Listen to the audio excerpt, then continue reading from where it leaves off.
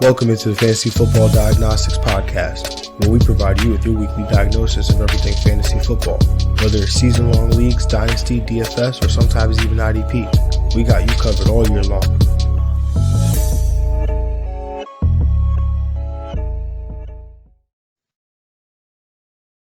Let's do it. Let's get to it. Welcome into the Fantasy Football Diagnostics Podcast, and I'm your host, John June. And of course, without a doubt, December 13th, 2021 on this wonderful Monday evening. Yes, sir. Just a few days older from when we last spoke to him, but he's a year older. Greg Penniman. Greg, how are we feeling today, my brother? Good. Hopefully a year wiser. So for this fantasy playoffs, man, we got this Monday night game going on. It'll probably be over by the time people hear this, but it's playoff time. We gotta, look forward to what just happened and assess and get ready, y'all. It's time to lock in. Yeah, man. Hopefully that the schedule working their way out of that the way it has, us being a few weeks later into the year, but being that it's still week 15 or going into week 15 rather. Now that wiseness, that extra wiseness that you got there can actually kick True. in when it matters, because last year would have been like week 16 would have been a little bit too late there. True. But we get a whole playoff run here, my friend. So let's move on to the recap. The week that was week 14, almost in the books here, as the Arizona Cardinals take on the LA Rams in a 13-13 halftime tie. So starting with the quarterback position here, going through our studs and jags, discussing these top three. The quarterback one on the week, man, Josh Allen, 36 completions, 54 attempts, 308 passing yards, 2 passing touchdowns, 1 interception. Also added 12 rush attempts for 109 rushing yards and a rushing touchdown. This was just a monster day here from Josh Allen, 35.22 fantasy points here. I mean, I've said this before. I'll say it again. Those games, those really big blow-up games from Josh Allen, or when he throws for 2, rushes for 1, but throwing for 300 and running for 100, that's something else. And apparently, Josh Allen has quite a few games like that in his career. So, Greg, what were your thoughts on the performance here by Josh Allen? Yeah, money performance here for Josh Allen in key week against Tampa Bay. A great game. A lot of QB design runs, which I like for him. Hopefully that continues down the stretch, because he's very dangerous with his legs. I'm pretty sure they did not hand the ball in that game. I don't know if they went a half without doing it. They went an entire first half. First half, right? Football. Yeah. Hey, man, that's how the Bills do. No Emmanuel Sanders now. Probably his knee is injured, so he might be a little more weight on Josh Allen to just do work. More like Gabe Davis. But Gabe Davis, yes, sir. You already know. But yeah, nah, man. I mean, also helps that you got overtime in this game. Yeah. Does suck, though. I mean, the part that sucks, he's got a, seems like a mild case of turf toe. Don't know a case of turf toe that's ever been mild, though. So when you talk about the pretty much the entire Bills offense here in Josh Allen, it's definitely something that I will, you definitely have to, be concerned about as we head into the fantasy playoffs. It's going to cap his upside here if he's not running the way that, we're used to seeing him run. The QB2 on the week happened to be on the other side of this game here. What a thrilling game it was. It went all the way to overtime. Tom Brady here, 31 of 46, 363 passing yards, 2 passing touchdowns, 7 rush attempts for 16 yards, and a rushing touchdown here for Tom Brady. The rushing touchdown came on a QB sneak, though. Don't let him fool you. 30.1 points here. Greg, your thoughts on the performance here by TB12? Yeah, Brady. I think Josh Allen, Brady, they've been the QB1 and the QB2 on the year. So these guys have been doing it. I think Tom Brady, it feels a little more consistent from Brady, but it's he's been killing all year. Yeah, Tom Brady's definitely been killing. Again, he's that pocket passer. Has probably come at a discount compared to some of the guys that sit up here in this top 5 because he does it differently than they do. But definitely, again, I've always said it. I'll say it again. I always will lean towards the mobile passer. Yeah. I can't help it. It's so probability. I mean, yeah. Yeah, exactly. Again, so as we move forward here, the quarterback 3 on the week, Aaron Rodgers, 29-37, 4 touchdowns, 0 interceptions, 1 rush attempt, no yards, no touchdowns, 29.6 points there. Greg, what are your thoughts on the performance here by AR-12? AR-12, a.k.a. the owner of the Chicago Bears, just continuing to do what he does against this team, home, road. It looked like the Bears could have done something in the first half, but it doesn't matter. This man is amazing when he's got arguably the best receiver in football, too, with Devontae. Yeah, man, Aaron Rodgers just continued to kill.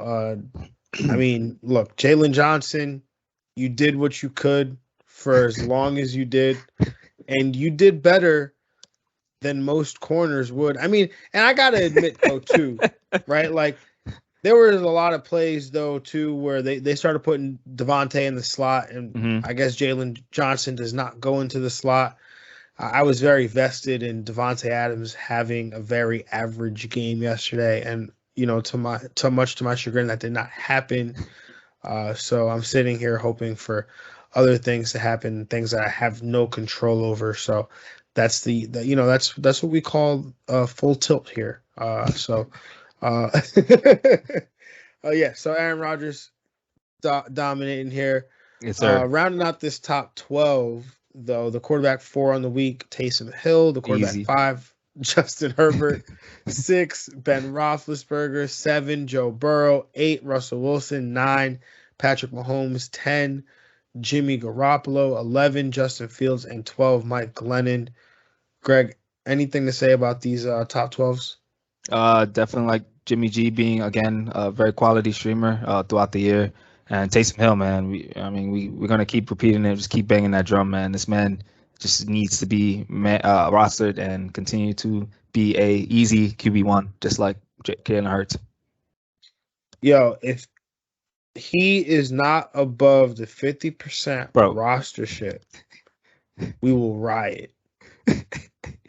Absolutely. He's at 50. We will cancel the show and we will not even do it because y'all don't listen. Not y'all, like y'all listening because y'all clearly listen, but the rest of them. Losing weeks. This guy is better than in a 12-team league. He's better than whatever your quarterback is on your team because he's top 12 every week. I mean, Patrick Mahomes finished top 12, but didn't beat Taysom Hill out. Oh, nah, y'all.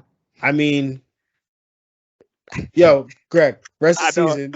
Oh, man. I'm actually in Siemens A, where I have 2-quarterback league. I do have Taysom Hill and Mahomes. Oh, and you Hurts. have to make this decision. I have to make this. I am thinking about it. Like, it's still legit. I'm thinking about it. Like, I'm not. Okay, so let's talk not about being cute. Like, I don't know, man. Taysom Hill, yo, this man's safe, bro. Like, he's so safe. Like, and he's got Tampa next week. You know, he's got to do what he's got to do put it on his back. They're not gonna run the ball. I mean, they're gonna have to use Kamara, but it's just 175 rushing yards. Do the Josh Allen thing, just run the ball with the quarterback. Yeah. Man, I don't know, man. Thursday night though, Chiefs, Chargers, divisional game. It might be a Pat Mahomes duel. So I don't know, man. It's tough. Come back to me in a couple of days. I will ask you on Wednesday night when we're doing the show. I'll even do a follow-up on Thursday as we record part 1. Word. Oh man. Yeah, Big Ben. I mean, this is back-to-back weeks here in the top 12. I don't know how long it'll last. He's had to announce his retirement, apparently, I guess. Yeah, I mean, Big Ben. Come on, man. He want all the attention on him. This is the best way for him to do it. That's true. Yeah. His last game, he'll probably go down like 4 different times. come back in like, oh no, I can do it. I could do it. Whipping in, throw a touchdown pass. Yep. Like, oh yeah. Oh, I can't. Oh, that hurt. Russell Wilson coming back in to finish as a top 12. I mean, needed a performance against Houston to get it done, but we'll take it. Mm-hmm. Yeah, I mean, Justin Fields, shout out to the young kid. I mean, a lot of that didn't have, it was a lot of yak plays that he was benefiting from, but we'll take it. All the best. Some honorable mentions: Tyler Huntley filling in for an injured Lamar Jackson. Davis Mills also. I mean, Seattle's just really that bad. I guess, right? Like, I mean, I know the loss of Jamal Adams had to have been, had to have hurt as much as we like to make memes and whatnot. But I mean, Davis Mills, they made the guy. He had over 300 yards passing. That's wild. That's like, wild. Yeah. So, any other honorable mentions out there? Not much at the quarterback position this week. Again, it was just a clear drop off at the QB 15. I mean, shout out to Tyler Huntley again, coming in relief and just holding it down every time, man. He saves the day. Gave the Ravens a chance to win that game in the final minutes, man. It's the final seconds. Some Jags. Dak Prescott was a quarterback start of the week of mine. Kirk Cousins didn't quite come through there, playing on Thursday night. Cam Newton got benched twice in this game.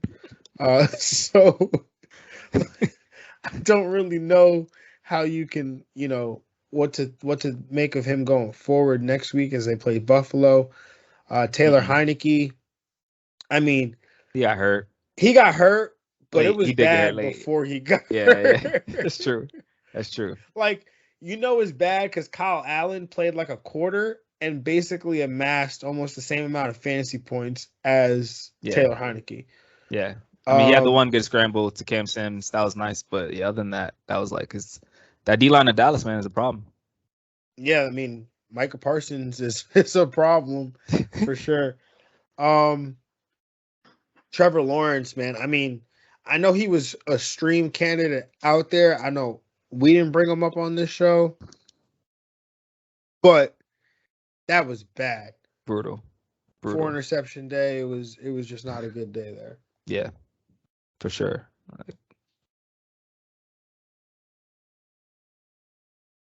All right, moving on to the running back position. The number one running back on the week, not including, again, Monday Night Football, Dalvin Cook. I mean, this guy wasn't even supposed to play. Yeah, he was a game time. A lot of people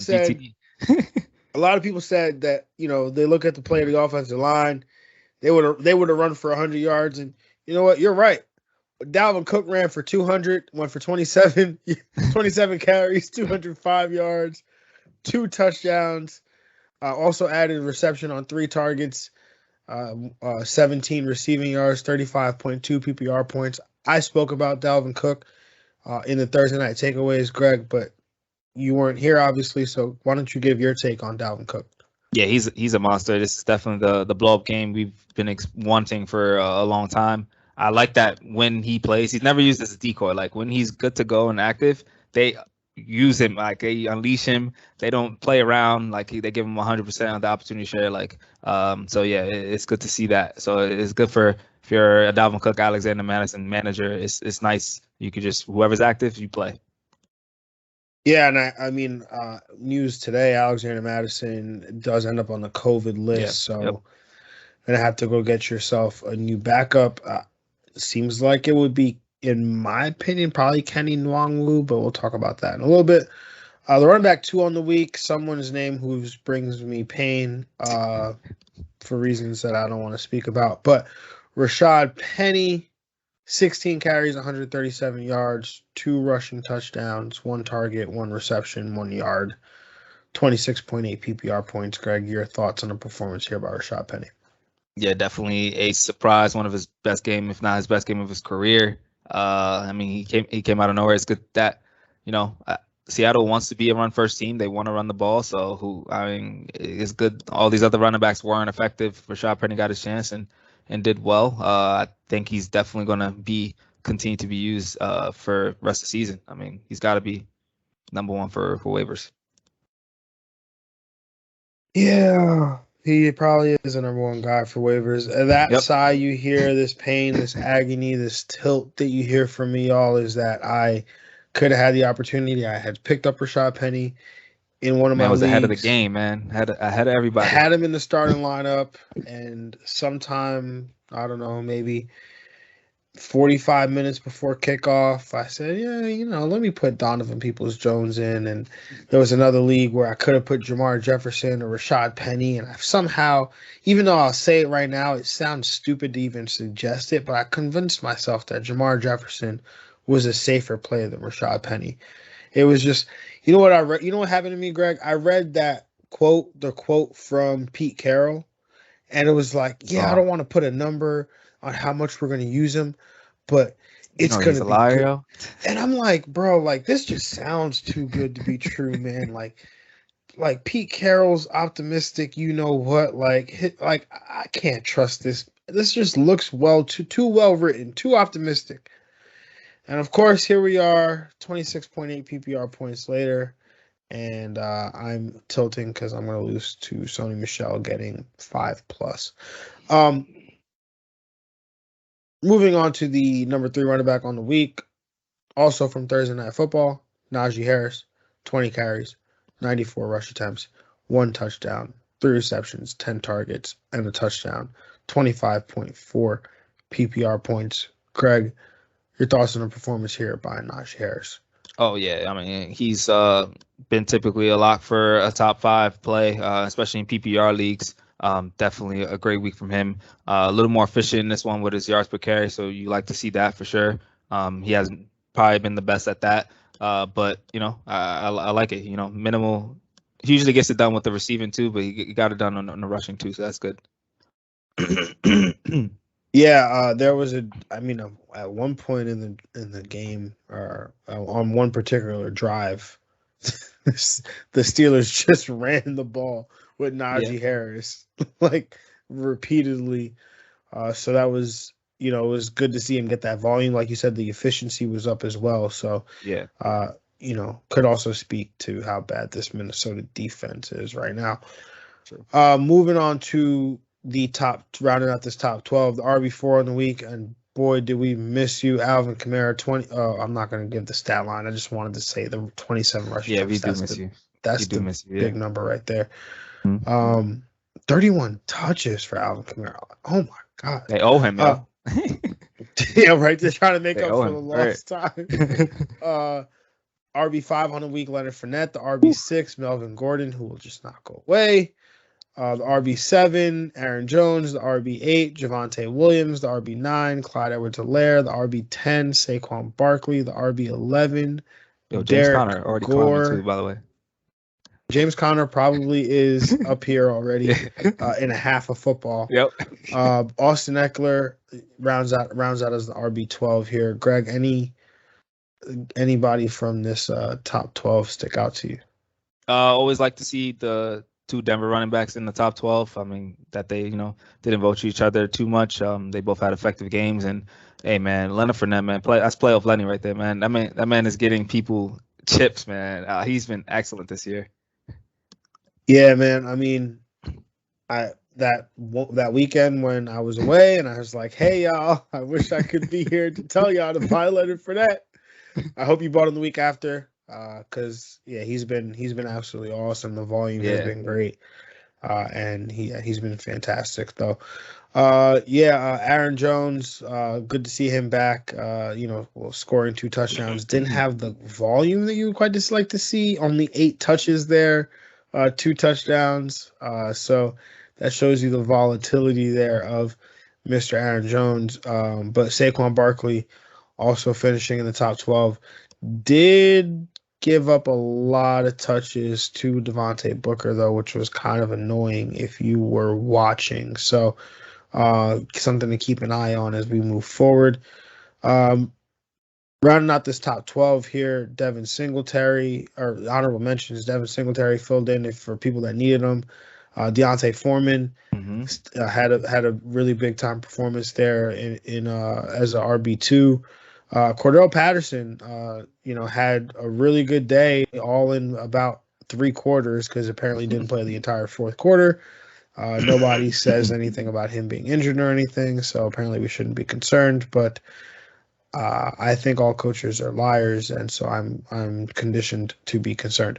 Yeah. So definitely monitor that. Greg, any other honorable mentions? Anybody that you want to shout out for, holding it down for you this weekend? No, I think you covered it about. I mean, both Clyde and Derrick Williams both finishing in the top 24 is nice. The Chiefs have been doing it with that defense and run game for sure. 3 running backs in the top 24, man. I don't 3. know. You're right. I mean, they had 2 in the top 12. Yeah, they're 2 in the top 12 with Derek Gore. The game was a blowout though. Derek Gore, it was just coming in. It was 49. Yeah. Some Jags, I guess we'll have to talk about. The first Jag I want to talk about is my running back start of the week, Josh Jacobs. I guess that's what I get for picking a running back that's a 10-point underdog, but figured he would get it done in the pass game. Did get some pass game work done there. Did fumble on the opening rush attempt, though. Opening carry of the game. Yeah. So that wasn't fantastic. Any other Jags you want to shout out, Greg? Joe Mix, not a performance you expected from a high in RB1. And I mean that's about Zeke is just banged up. I can't really expect much from him at this point. But other than that, yeah, that's about AG too. Antonio Gibson as well. Yeah. AG, Nick Chubb. Yeah. Yep. Take those guys. It's just such a weird game. Like the Ravens are winning for most of the game. Like you would think that this would be Nick Chubb's game script, but for some reason, yeah. You know what? This whole time we were so focused on feed JT that we didn't realize that Nick Chubb is not getting fed. Yeah, it's absurd. Definitely. Yeah, no, I mean 17 carries last week before the bye, 8. Nick Chubb deserves 30 carries. Oh yeah, no, Nick Chubb at least 20 to 25. Yeah, right. Week, no, without a doubt, that man is too talented. He has games where he has over 100 yards with under 15 carries. It's stupid. Yeah, give them in the ball, please. It's simple. They don't even throw the ball. That's the Cleveland Browns. They're running first team. What are you running? Oh yeah, it's upsetting. I'm gonna get upset. Yeah. And then Chuba Hubbard, Amir Abdullah. I guess nobody won that battle. No.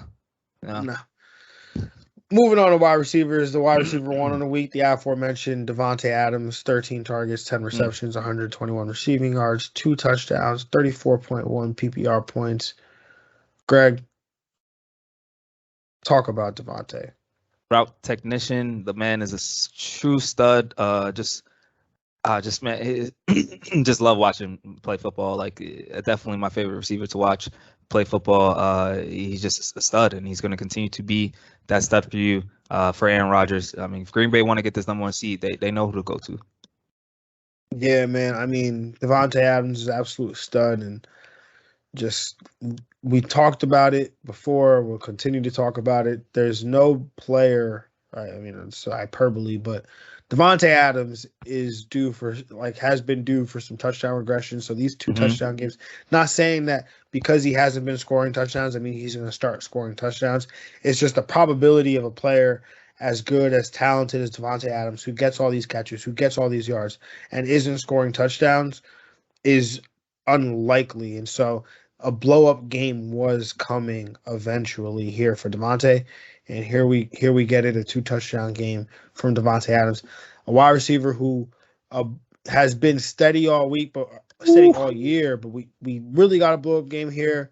The wide receiver 2 on the week, again, not counting Monday Night Football, but Hunter Renfrow. Yes, sir. 14 targets, 13 receptions, 117 receiving yards, a touchdown. Did lose a fumble there, but 28.7 PPR points. Greg, your thoughts on the performance here by Hunter Renfrow? Yeah, gotta love it from this man, Hunter Renfrow. Only 2 games in PPR leagues within single digits. This man's been super consistent all year. Of course, he was really the only main pass catcher out there. No Darren Waller, not a lot of people to throw to. So you expect a high target number, 14 targets, back-to-back games with 10 plus targets. So continue to be the main guy for the main reason they move the ball. Third and Renfro. That's how they get it done. Yes, sir. I mean, like you said, no Waller. No Ruggs. They don't really have much in the way of pass catchers. And so Hunter Renfro going to be a target monster. The wide receiver 3 on the week, man. Tyler Lockett, 9 targets, 5 receptions, 142 receiving yards, a touchdown, 27.2 PPR points there. I mean, he's just him and Russ. Their connection has not seemed to have gone anywhere. So they'll just keep cooking. But Greg, your thoughts on the performance here about Tyler Lockett? Yeah, it's just a stretch of like 4 weeks. He's just been very solid. A great, excellent day. Only 5 receptions and got 142 yards. Man, been a deep ball monster right now.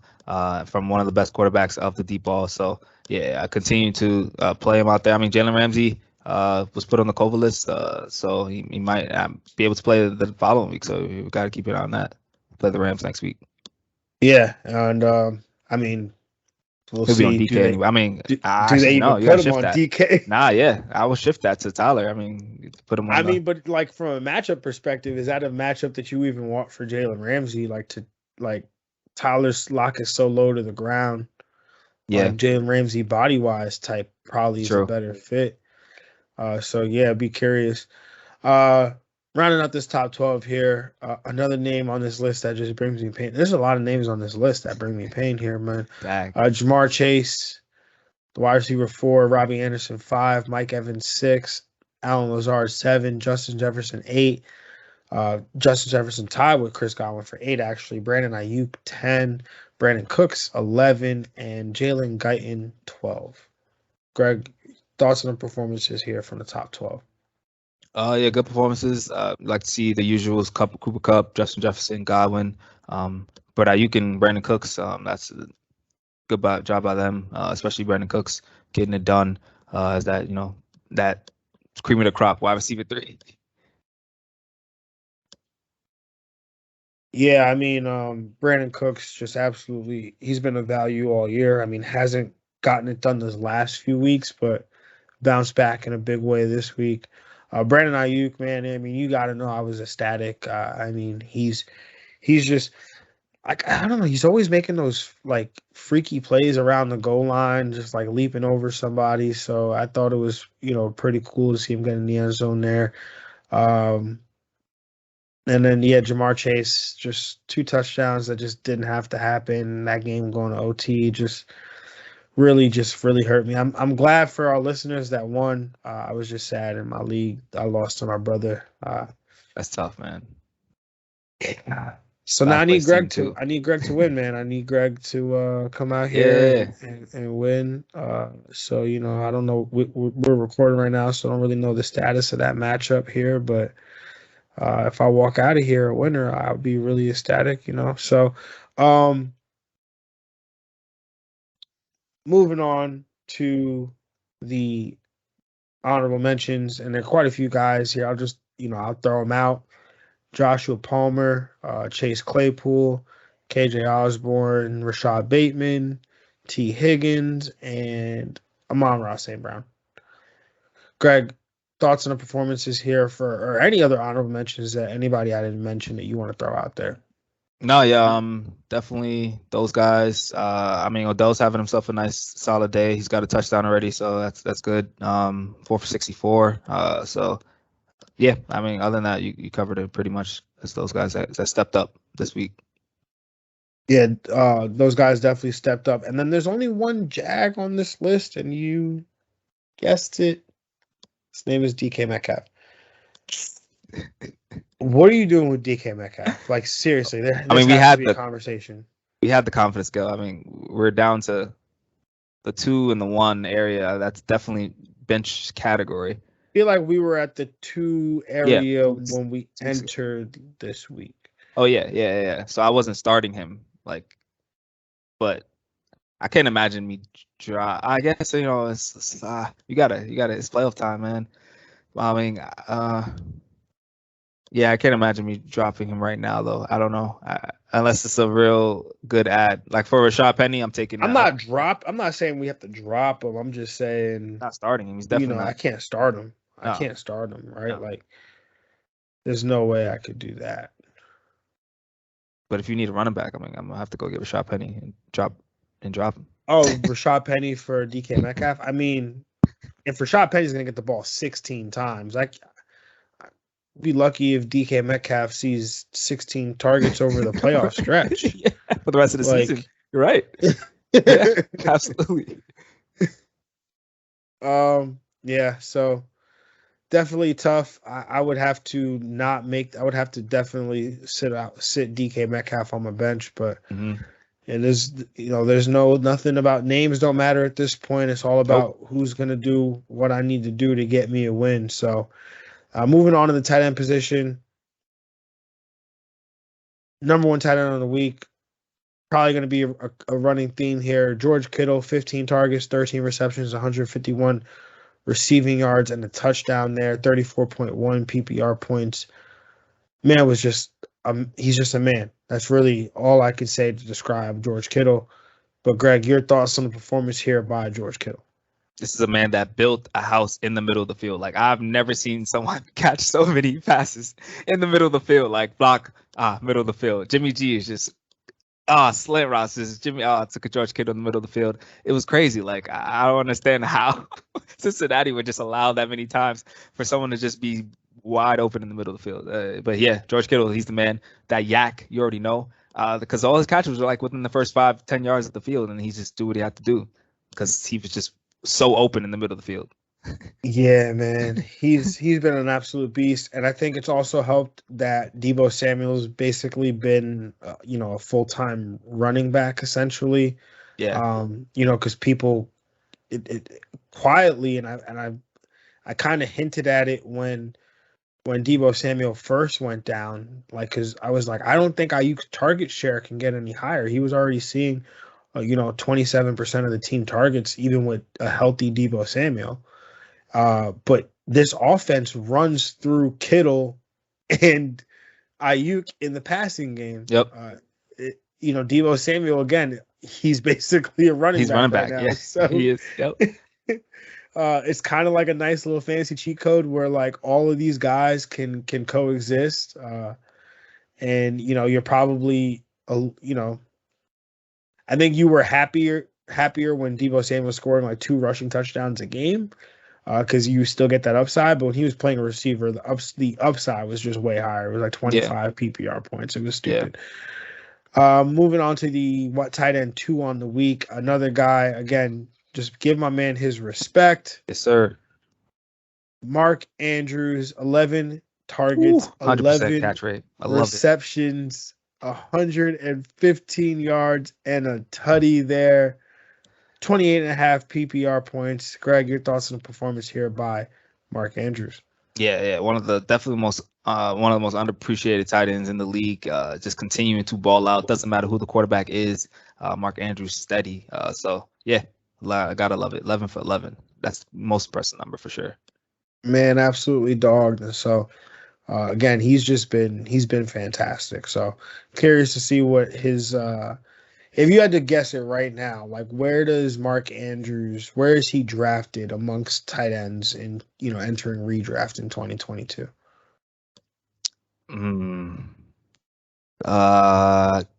Taking Kittle, taking Kelsey, and Mark Andrews.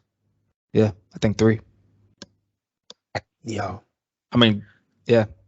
Depending what Darren, like the rated situation, we don't know if Derek Carr is going to be. I don't know. It's really toss up between Andrews and Waller right now for me. I would still call my shot on Kyle Pitts being the number 1 guy.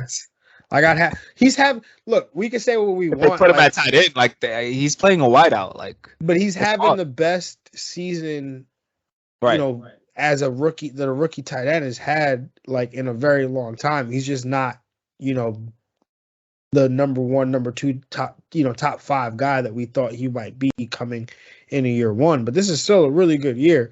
So just kind of making that projection, right? Like JT wasn't a guy that if we ended the season last year asking, who's going to be the number one running back. Like a lot of people weren't going to say JT because we hadn't seen it happen yet. Right. But I could project Kyle Pitts to be top 5. I think. I think you could see a world where he's legit the number one guy, right? Like it just. I mean, again, he hasn't caught touchdowns either, right? He's got 1 touchdown on the year. Yeah, because he's getting tough matchups because he's playing wide receiver. He's not playing tight end. I mean, but you got to imagine Atlanta's going to go in there to, hopefully upgrade some weapons around him. I'm just, I'm just saying that wasn't even the start of this conversation. I'm just thinking Mark Andrews should probably be like 2 or 3. Yeah, I had 3. I had him at 3. Yeah. I don't even think I would have Kelsey that high, but that's another conversation. I mean, at some point the drop's got to come, but Kelsey's just. How do you know it's not already here? Nah, it's not here.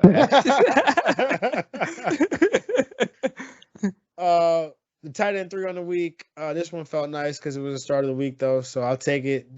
Dawson Knox, 9 targets, 7 receptions, 60 yards, and a touchdown, 19 PPR points on a day.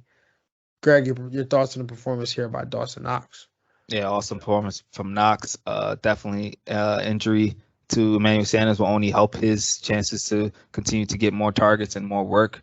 So yeah, Josh Allen's going to definitely rely on him. 9 targets, great number. Beautiful. Yeah, gotta love that. Rounding out this top 12 here at the tight end position. Tight end 4 on the week, Albert Okwuegbunam. Tight end 5, Austin Hooper. Tight end 6, Brevin Jordan. Tight end 7, Pat Freiermuth, tying with Rob Gronkowski. The tight end 9, Kyle Pitts. The tight end 10, Gerald Everett. The tight end 11, CJ Uzomah. And the tight end 12, Noah Fant. Greg, thoughts on the performances here by the top 12s? Hey, man, talk about a rookie tight end doing well. Pat Freiermuth, man, that's what I'm talking about. Kyle Pitts has been doing his thing, but Freiermuth has definitely come on, getting you a lot of touchdowns, especially so yeah, he's definitely gonna project to be pretty high next year as well. Yeah, it's because Freiermuth is getting touchdowns. Well, Big Ben, this is Big Ben's last season, so I don't know. Actually, it could be a little Big Ben Freiermuth connection. I don't know. Other tight ends here. Albert O, man, I've been saying it. I've been kind of even hinting at it. Like, I actually flat out said it last week, and I hinted at it the week before. Like, you should probably play Al O ahead of Noah Fant. Like, he's been outproducing him almost weekly in terms of the efficiency, right? Like, and their target shares are almost the same. So Al O has been, a more efficient player, and they're seeing almost the same amount of targets. Basically, what it tells you is you shouldn't be playing Noah Fant as blindly as people are playing him. I think that's what it actually really tells you. He's definitely not a set it and forget it player. Yeah. Brevin Jordan, he's a rookie again, so he's another guy like he's had a good stretch actually. Has had a good stretch ever since taking over as the starting tight end back a few weeks ago. So like him, Gerald Everett, that's another guy. Didn't see the target volume this week, but has been heavily targeted. Has actually seen target volume on par with DK Metcalf. So Gerald Everett, definitely a guy that I think can provide some value down the stretch here at the tight end spot. And honorable mention, we usually don't do this, but don't know if the next time we'll do this for my guy, Mercedes Lewis. So, honorable mention, you'll get one here, Mercedes Lewis. This is probably the most fantasy relevant day you've had in quite some time. Do have a Jag here, though. Don't know how often I'm going to do this, so I'll throw it out there now. Travis Kelsey is the Jag this week. Pretty much a non-existent day there from Travis Kelsey. So thoughts on his performance here by Kelsey? It's been, he's not quite had the season that he had last year, of course, but not even, really one worthy of having spent the draft capital that we spent on him, coming into the season. Are you How are you feeling down the stretch with Travis Kelsey heading into the fantasy playoffs? I still love him. There's no tight end better than him in fantasy. He's still the number one tight end. So, that's I don't know what else to say. Like, there's no other better option than him. So you got to throw him out there. Well, to be fair, he was not the number one. I think as of last week, the number one tight end in points per game was Gronk. Points per game. Where? That's true. Points per game actually right now is George Kittle, and then it's Mark Andrews, and then it's Rob Gronkowski, and then it's Travis Kelsey. Ooh. So, they got Detroit next week, so. Oh no! And if you want to go total fantasy points, it's actually Mark Andrews. That's crazy. So, again, Travis Kelsey, not quite the advantage, right? Like all those teams. Oh yeah, first round advantage. Right? Yeah, the George Kittle teams, the Mark Andrews teams, like those teams are definitely in the playoffs. And if you have Travis Kelsey, you don't feel like you have an advantage, especially when you consider that over their last 3 games, George Kittle's averaging 25 points, Mark Andrews averaging 18 points, so they're 1 and 2, and Travis Kelce's averaging 10.1 points over his last 3. So it's a little bit tougher than I think. It's a little tougher than I think we might think. So. There's nothing you could do about it. Right? There's nothing you could do about it. So it is what it is. You're gonna start them. Yeah. 48-9 didn't help either. You said what? The game being 48-9. 48-9 didn't help. Yeah. That definitely does not help. Nah. But again, still doesn't. Thursday George night Kittle, Mark Andrews. I'm sure they've been in. They're going to be in those types of games. So we'll see what happens then. Let's move on to the injuries and then the waivers. And so Lamar Jackson suffered an ankle injury yesterday. So he wasn't actually like carted off. He just left riding in a cart. I say that because like carted off means from the field off gives us like different, has a different connotation to it than he rode off in a cart. Because when he rode off, the body language, everything, you kind of felt like, okay, like he's fine here. But seems like it's not of the high ankle variety, and so they are going to the Ravens plan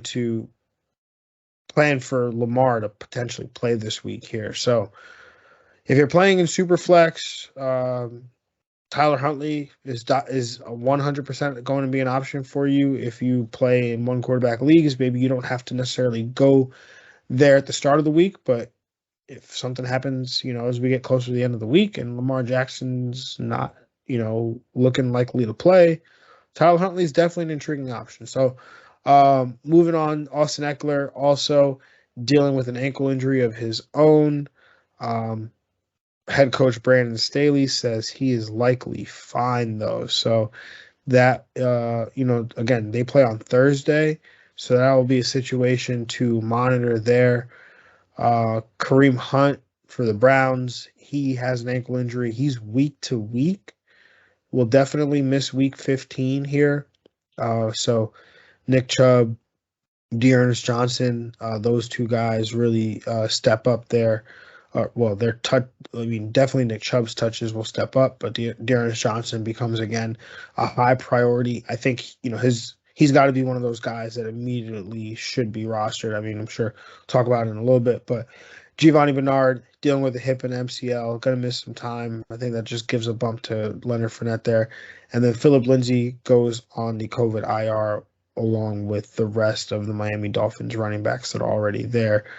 Greg, as we talked about waivers, I've got 4 running backs on here Let's talk about the running backs.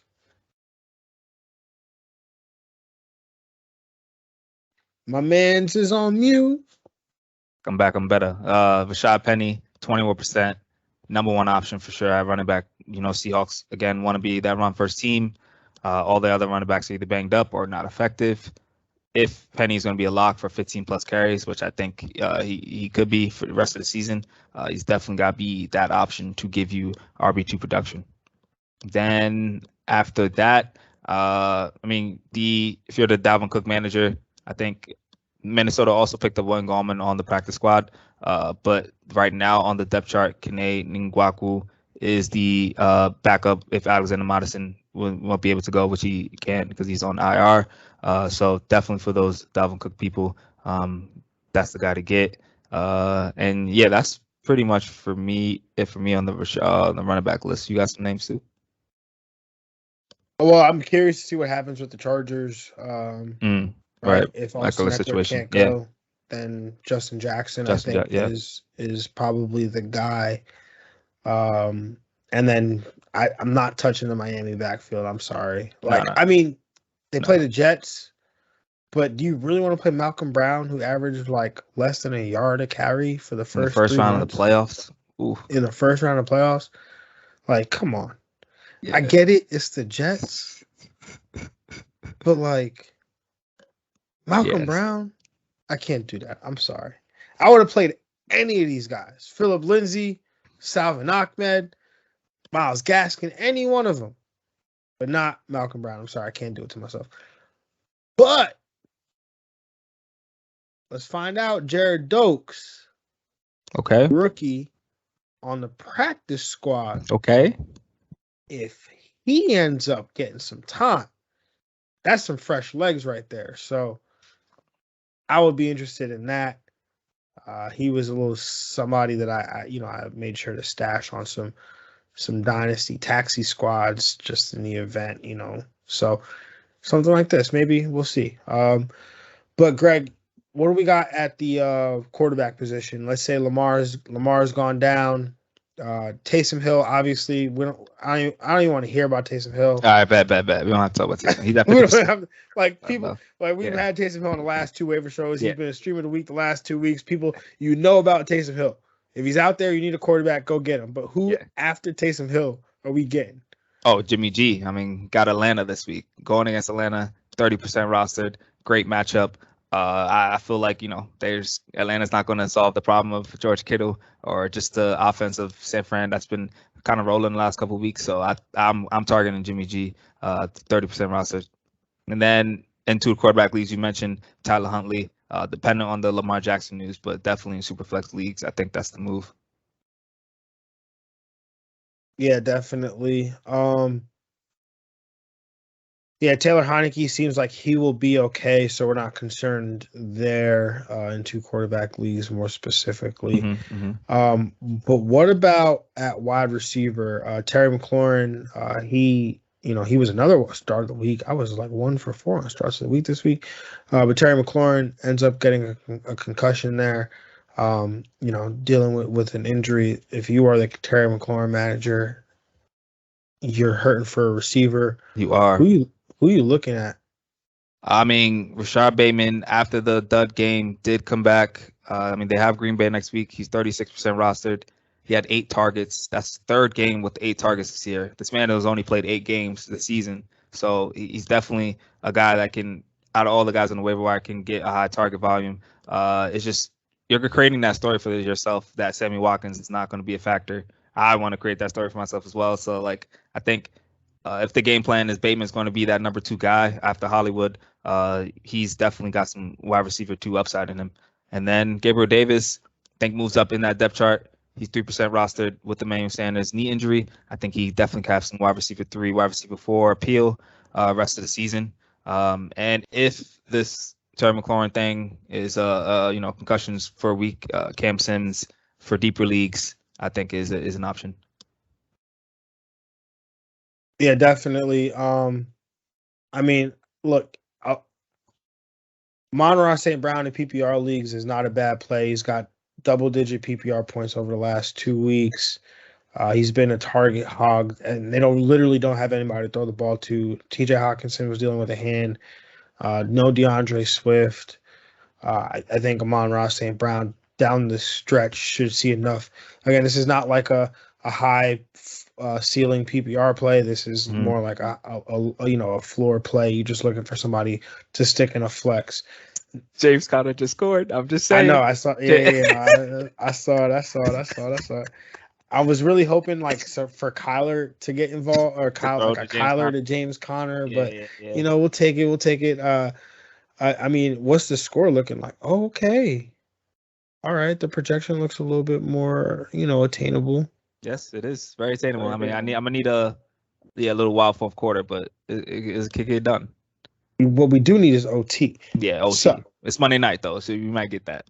Yeah. So as we almost lost my train of thought here, but I'm gonna get it. Some wide receivers. Braxton Barrios, another guy. I mean, had 10 targets. So again, these are deeper league wide. These are deeper league wide receiver plays. These names win chips, yo. These names be winning chips. I actually started Braxton Barrios this past week, so helped me out very, very much. Trying to think of who else. If there was another wide receiver I had on my list. If it comes back, Donovan Peoples-Jones. He's one of my top guys. Has a tough matchup this week against New England, but I think down the playoff stretch, he leads this Baltimore Ravens offense in air yards. He's the deep threat here. So as long as he's healthy and ready to go, he should see volume. Saw 7 targets last week, or this past Sunday, had 90 receiving yards. He's just like a deep ball machine there. Greg, what about tight end? Anybody that's going to help us out there? John Bates splitting time with Ricky Seals-Jones here, so it's tough. But what are we doing at tight end this week? Especially, I mean, Austin Hooper definitely was a popular streaming option this week. I think if there is going to continue to be injuries to Njoku and Harrison Bryant, we got to keep an eye on that status. But he's 41% rostered. They have Vegas next week, so that's a pretty good matchup. So I do like him. And other than that, Brevin Jordan, he's a deeper league option, but I think rookie's had 3 touchdowns in his last 2 games, I believe, and it's been an option. I mean, so it's definitely out there. He's only, I think he's 0% rostered. So if you need a tight end, desperate, go get that man. Yeah, definitely. And then if you really need a tight end too, you got nothing. Al-O is somebody I think you guys have taken a shot on too. So, yeah, I think that's really it. I think that's all we got. Yes, sir. If you made it to the fantasy playoffs, congratulations. You've earned it. If you're still fighting, if you were still fighting through Monday Night Football, I hope you made it. Even if you didn't, even if you're not in the playoffs, as much as it may suck, you'll get over the pain. That will subside. It's only temporary. So is the joy of winning a championship. That's also temporary. It just lasts a little bit longer. But even if you are eliminated, even if you've already been eliminated, just come, still hang out with us, still listen. You'll want to know what's going on. You'll want to hear all of the players that are having big games in the month of December as we enter January through these fantasy playoffs, because those are going to be some of the names that we're going hard after next year. So yeah, absolutely. Just continue to stay involved, continue to go through the process. If hopefully your league, your fantasy playoffs, there's also, a consolation bracket that's, has some meaning to it, because that always makes it fun. And yeah. With that being said, y'all, have a good one. We will see y'all on Wednesday. We'll break down Thursday Night Football as the Kansas City Chiefs take on the Los Angeles Chargers. Have a good one, everybody. We love you. We appreciate you. And we're out of here. Peace. We out.